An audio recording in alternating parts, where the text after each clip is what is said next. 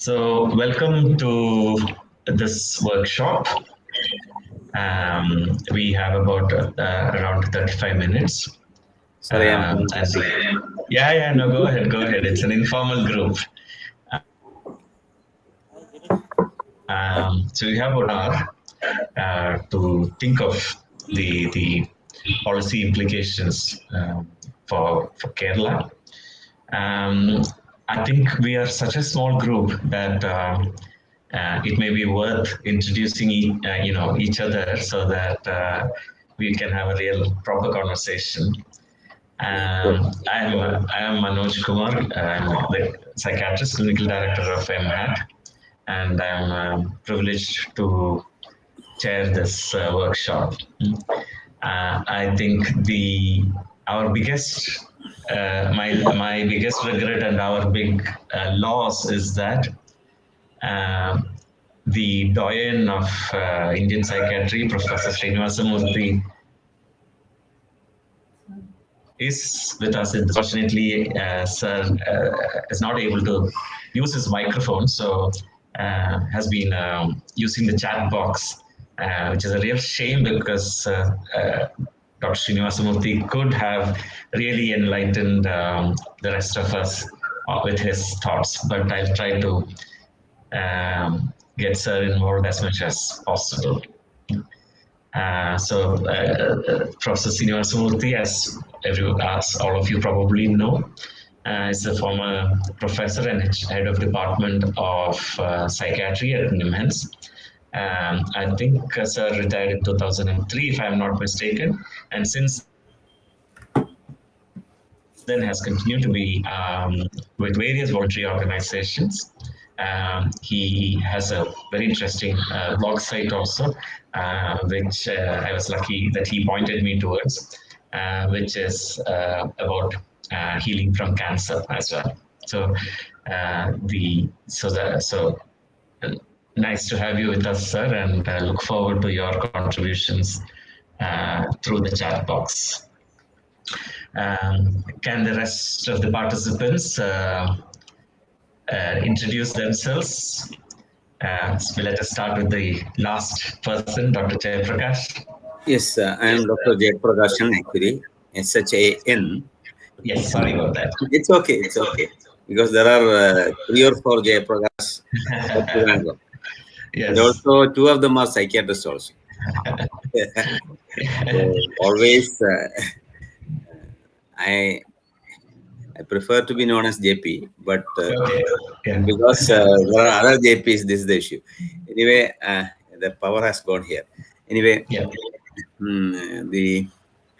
my interest with this thing is I was with I was the Secretary of Kerala State Mental Health Authority and in charge of CEO for about 1.5 years till a permanent CEO was posted recently. And when the project started, I was the CEO. So my name is still linked with the Mental Health Authority. But the issue is I'm pretty much interested that in this group because we have to make a mental health policy because the central mental health policy has come. After that, state mental health policy was revised. And if it is revised, a new document should be a living document, something worth looking at and something which is practical. So we have that opportunity open. It's not yet modified. So if we all put our efforts together, we'll have a good document on which we can make arguments and we can push many things forward. That should be like that. Most of the time, when the mental health, these policies are made, the people don't think in that advance. So it's a tool.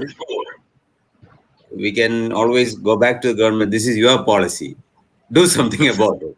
So that we have to do. With that planning, we have to approach this document because it's due. It should be renewed. Wonderful. Thank you, JP. Sanjana? Yes, I will. Yeah, so I am a research fellow for the project MeHeLP, and I've been with the project for the past 3 years.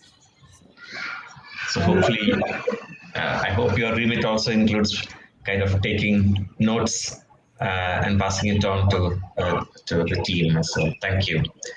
Uh, I can see the name Avantika.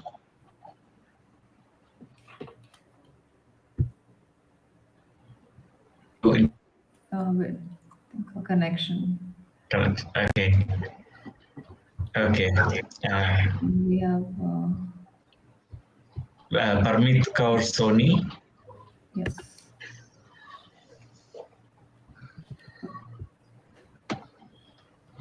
Miss Parmeet.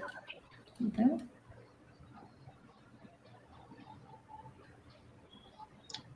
And we have Sona KL. Can you introduce yourselves?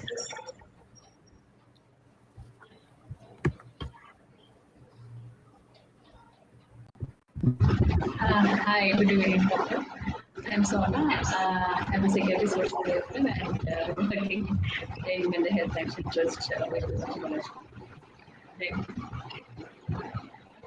Thank you for that. And Krishnesh, Okay. are Krishnesh. you joining us in the discussion, or are you here to keep an eye on things? Yes, he's part of the technical team. Okay, wonderful, wonderful. Okay, so thank you all for being here. I think I'll start with what Dr. Jayaprakashan has already mentioned. With a really coming to the real crux of it. Apart from the well-established district mental health program, should we, as far as the state of Kerala is concerned, should we not look at that, at what else can be done apart from the district mental health program? Because while it has made a lot of difference to a lot of people's lives, still much more needs to be done. Still, in our own work, we find that there are so many people who are not covered by the district mental health program for various reasons, or who have dropped out of the district mental health program. My own feeling is that we have a very strong decentralized governance structure. We have a very good record of people organizing themselves to take on many of the social or public initiatives. That is really our strength. We are thickly populated. We have lots of people who are willing to contribute. What can the state do in devising a different model which can reach out to more people?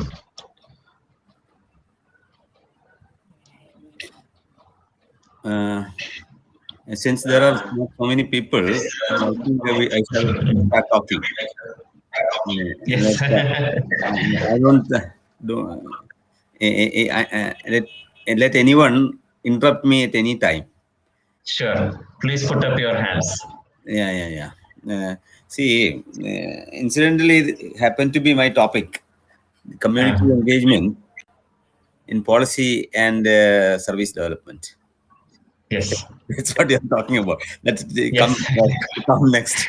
Next session. And, Yeah, let's have a yes, preview of that your session. observation. I share your views on and observations because I was thinking after getting his topic only, I thought of the many other things. See, it's DMHP, whatever is its strength, its weakness is it is a top to bottom program. Absolutely. Yeah, nothing comes from below down. That is one thing, and the engagement of the people at the grassroots level is there, but it's all only mainly in the implementation part. Actually, they don't have the ownership; they don't own it. And we have tried a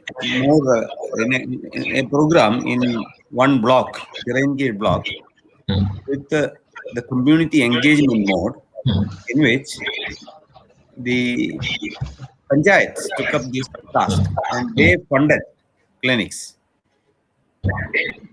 We, in collaboration, developed a program right from the need assessment, planning, and to the implementation of programs by which mental health clinics called Surisha clinics were set up and managed with the LSGD fund by the Gram Panchayats, contributing and to the health services and not taxing on it in any way.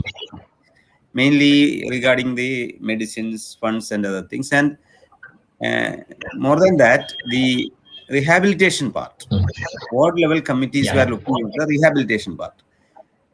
We have around 120 rehabilitation centers which houses chronic mentally ill people. Maybe around 12,000 to 15,000 of them are there. Yeah. They are given food and shelter, medicines, to some kind of entertainment maybe, but not anything to look highly upon. But it's something commendable. It's a philanthropic work. But communities can do for mentally ill people in their locality, actually. Absolutely. That's the best thing, rather than institutionalizing. So we try to mobilize that with the help of ward level committee. Absolutely. These people were put into small jobs, like in fisherman area, beach area, the drying of fishes. That they can do.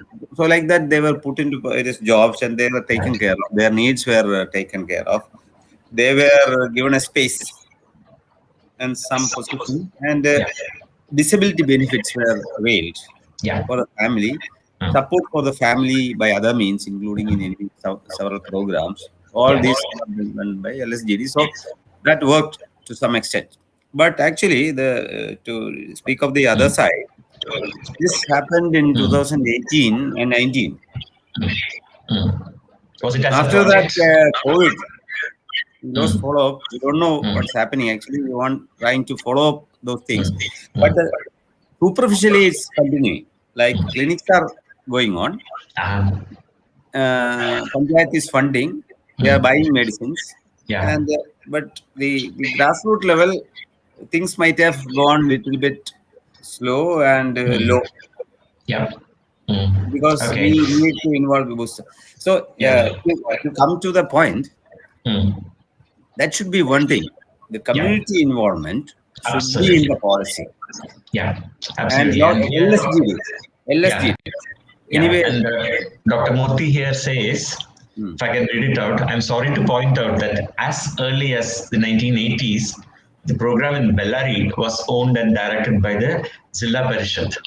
We had the panchayat level activities, and even the annual review was chaired by the Zilla Parishad president. Unfortunately, since 2000, for the last 2 decades, it has become a program of medical personnel running clinics and measuring the progress on number of visits and not outcomes. A very, very strong point. And he goes on to continue, there is another issue. I've realized in my recent work with persons living with cancer and caregivers is that we need to be talking of self-care rather than syndromal care. There is now sufficient evidence to show that meet a lot of the needs of the people. It is not to say that there is no need of formal medical persons. Thank you, sir. So 2 points really already made. One is, as Dr. JP has said, there is a need to devolve much more to the local level and let people organize themselves. And Dr. JP spoke about mostly about the rehabilitation. I think in our programs, both MHAT and MeHeLP, and I'll invite Dr. Chitra to speak on this. I think we have taken it a step further in that the local volunteers are also involved in organizing care, in monitoring the conditions and in actual provision of care. Thank you for joining us, Chitra. Hello.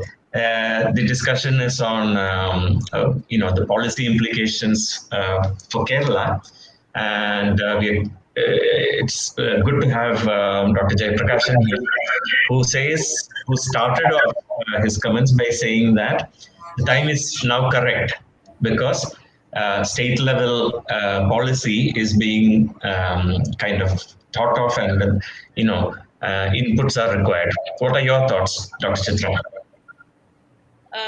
I think I heard a bit of Dr. Jayaprakash speaking as well, and he talked about community involvement. So we speak about community involvement and volunteering, but I think we should go a step further. It should not be involvement or volunteering, it should be their own responsibility in terms of, like, I think that's one point we should learn from palliative care as well, that they own the program. So they feel Yeah. that it is their need. It's not our program that they are taking. Do you understand? I mean, I don't. So even when we make the system as our need and they play a part, it is again a hierarchy there. So rather than that, I think it is their. The program should be theirs, and we should be offering our expertise, Absolutely. our role. So I think that should, even in terms of volunteering and community involvement, should be there in terms of. So how do we? So that's. I was talking to Sanjana this morning. So even in terms of participatory research, the project that we do, I think, is there an echo from my side or? I think that has been a problem throughout this afternoon. I think Krishnesh? those who are not speaking shall mute, then that will end up. Okay. So I think even in terms of participatory research or participatory models, even there, I think there is someone who prescribes that model or that research to the people who are vulnerable, and they have to take part. So when is it going to be the other way? Where we say that the community is saying these things, and we have to do that for them. That kind of a shift, which probably is too much at this point, but um, I would probably, if state health policy, mental health policy is going to transform a bit, it should not be a vertical program, because I see DMHP still as being a very linear program with camps happening. So when we talk about MEHEC or even MHAT, people usually ask, "Oh, EPIRA camp, when is the camp?" That kind of a thing. So we say, no, it is never a camp. It is a long-term care. We'll always be coming regularly. So that presence in the community is necessary. So when mental health care is present in the community along with other care, which is integrated. So when we talk about integration with primary care, it is not just having a psychiatrist in the primary healthcare service. So that kind of integration at all levels. Yeah. So that's what I think. The planning should happen from the panchayat rather than the state government prescribing what is necessary for the panchayat. Our own experience working with local self-governments has been very positive, but there are a lot of factors which can, because it isn't, these are all individual arrangements with individual panchayats. It's likely to, stop at. Only because there's a champion there in the panchayat who works with us. Otherwise, it's kind of challenging because they have to face a lot of bureaucratic procedures. So when they implement medications, then there's a gap when that year's project gets over. So those are the questions that probably the state mental health authority should answer. Like, how do we assure continuous supply or availability of medications without being, like making it a project for every year? The other problem we have experienced is that everything goes well, yes, with the kind of difficulties with medical supplies there, but still somehow it is managed. And the problem happens when the PHC is upgraded to a community, our family health center. Yeah. Or when that happens, the DMHP is supposed to handle, and overnight we have had to step back, and all the clients that we were seeing transferred without any arrangements, without any warning, into the DMHP system, which is systematic for everyone concerned. So all of it points to more powers at the local level, at the LSG level, in order to implement programs like Chitra said from the bottom up. I have one more point to say, Manoj. Yeah. I think that this, like when you talked about the elements that is necessary, I think one element that we should focus for the future is partnerships. So I think partnerships are there only on paper. So NHM says that there should be partnerships between public, private, and every kind of partnerships. But in Kerala, according to me, my experience, NGOs are not allowed to be partners in the primary healthcare system. So I think that should also change. Where it is not so in other states. In Yeah. Tamil Nadu, it is not so. In Karnataka, it is not so. Yeah. But in Uh, Kerala, yeah. the health services will never allow an NGO to play a partner to the work. Absolutely. In fact, several years ago, I met the then health secretary and asked about this, and it was a national level meeting where the late Dr. Desiraj was chairing, and he was very clear that partnership should be allowed, and our then health secretary was very categorical. I am here. I will not allow that. So now that he's gone, Dr. JP, whether it would lead to more partnerships. So before I hand over to JP for his comments, Rachita Rao and Parmeet Kaur Soni are there. Would you like to come in at this stage? So Rachita is a part of the team. Okay. And Parmeet Kaur? Okay, maybe again. So, yeah, can I just read out a couple of comments by Dr. Murthy? For example, old age, continuing the theme that he has been telling us through the chat box, old age need to be seen as a part of health aging, as pointed out by Professor Vig using the Vanaprastha approach rather than the depression, anxiety as the issue. We have similar excellent ways of addressing the problems of child development, written extensively by Mrs. Kapoor and about grief management as part of a spiritual experience. And he has kindly agreed to share those. And his email ID is there in the chat box. Dr. JP, can I come back to you? So are you, if I may ask, are you positive that the Kerala health policy can change, if not radically, at least in some way, to incorporate NGOs, to provide more power to the local self-governments? Do you think it will happen? You're muted. JP, you are muted. Please unmute. Definitely. The thing is, the bureaucracy and maybe to some extent the political parties or the leadership does not see policy as a something which is to be implemented. So, but we can we can smuggle many things into that. Because the expert committee. Just interrupt there. The challenges that I have faced through all these years are not from politicians actually, but from Yes. our own fraternity in the health services as well as in the mental health service who are in the government services. I'm sorry to say that. See, yeah. I agree with that. The committee which is formed is crucial regarding the mental health policy. But you know what is the position of the mental health authority? See, the bureaucracy will topple even the legal procedures, and that is now in court.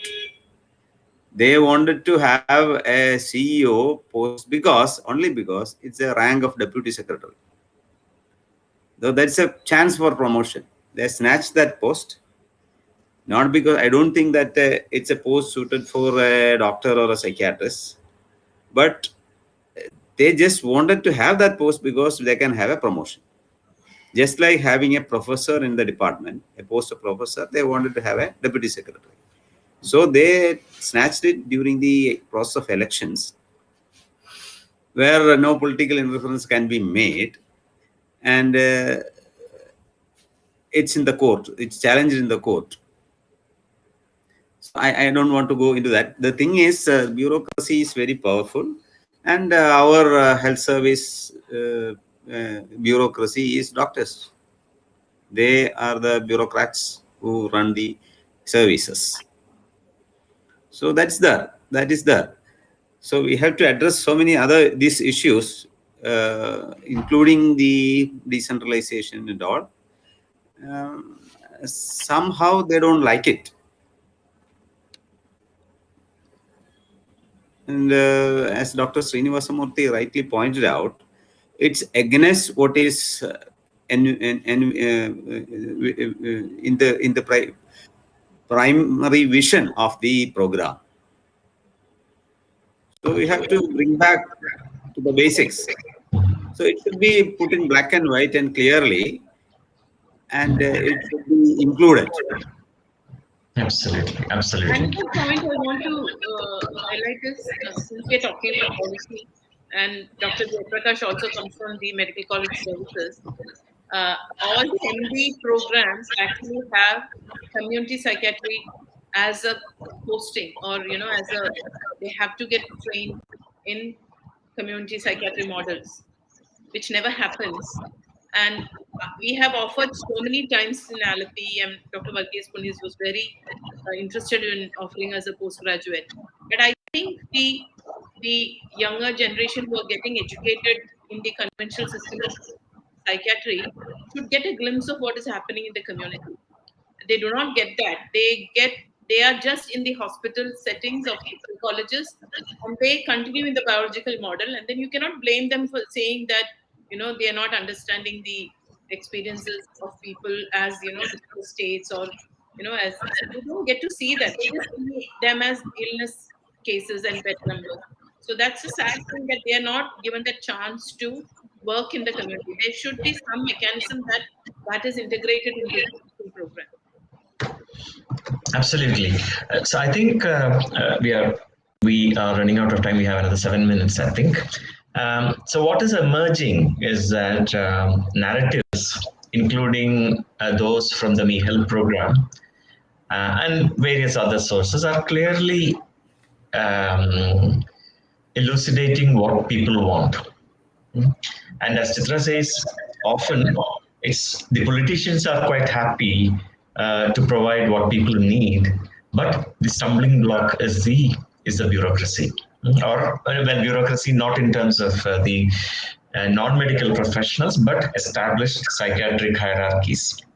So perhaps the change needs to happen from people demanding a different kind of a service. And is that something which we can think about?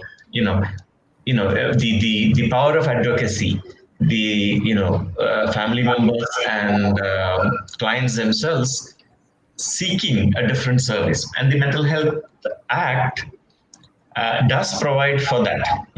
It is clearly now law that such services have to be provided in the community. So, do you think advocacy has an untapped potential? And if so, how do we make that happen? Because otherwise, unless things become law and policy and are forced, I don't see things changing.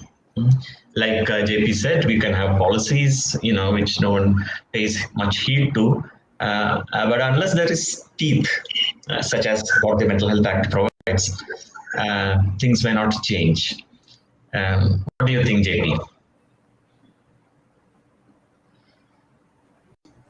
No doubt about that. See, you are well aware that the cell rooms cannot be used. It's illegal. And in various human rights commissions have clearly stated should not be used. The current condition is very inhumane. But who is least concerned is our own fraternity. Sorry to say, it's a closed room. That's why I'm telling. Even while I was the secretary of Kerala State Psychiatric Association, IPS, I had to fight. I had to make a patient sit hunger strike to leave him, send him off. He was admitted as a voluntary patient. At that time, is the term voluntary instead of independent. And he was not discharged because no one to take care of him. So he was discharged forcefully after he was made to sit for hunger strike. So these things happen. Even if there is no need to keep many patients who can live in the community, they keep taking a paternalistic attitude. Not that they are malicious or so. These things, advocacy, especially for the rights of the mentally ill, should be there. And the seclusion and restraint continues uninterrupted as it was before. Very, very, very pathetic, very deplorable condition. Nobody is taking any step to change it, in spite of it becoming illegal. And they themselves can be put into jail. Those doctors, that they can be sued. Even then, they are not concerned because there is no one to ask. There is no one to question. If someone questions, they will be in trouble. At least they should realize that. So there should be no doubt. Yeah. Chitra, any final thoughts? I can see Rajesh Nair here, but I don't think it will be fair to ask Rajesh because he's joined just now. Chitra, No, any... I think like we talk about integrated care, I think the approach should be also an integrated approach, touching education as well as clinical services and what all interventions that we do. It should be hand in hand together. So, I mean, it's not a very optimistic note that we are ending on, isn't it? Because we don't have any solutions, but hoping we can always hope for new things to happen, I suppose, or better things to happen. And I feel more optimistic than that. I feel sorry, yeah, it can only get better.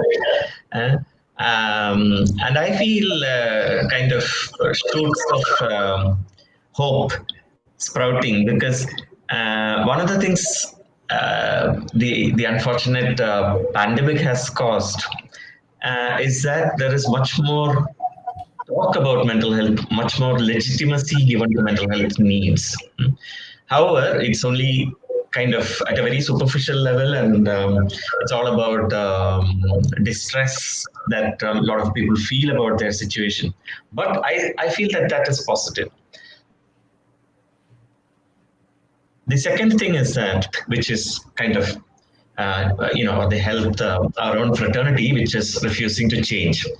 Our interactions with many other governmental departments show a lot of interest in integrating mental health care into the social activities that they are already involved with. Because anybody working in the social sector cannot ignore the mental health morbidity.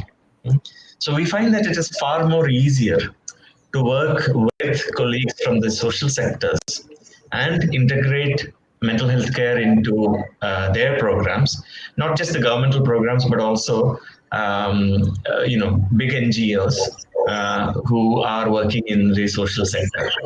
So maybe I mean, everybody seems to be agreed on the need to to avoid medicalization of health problems and life in general.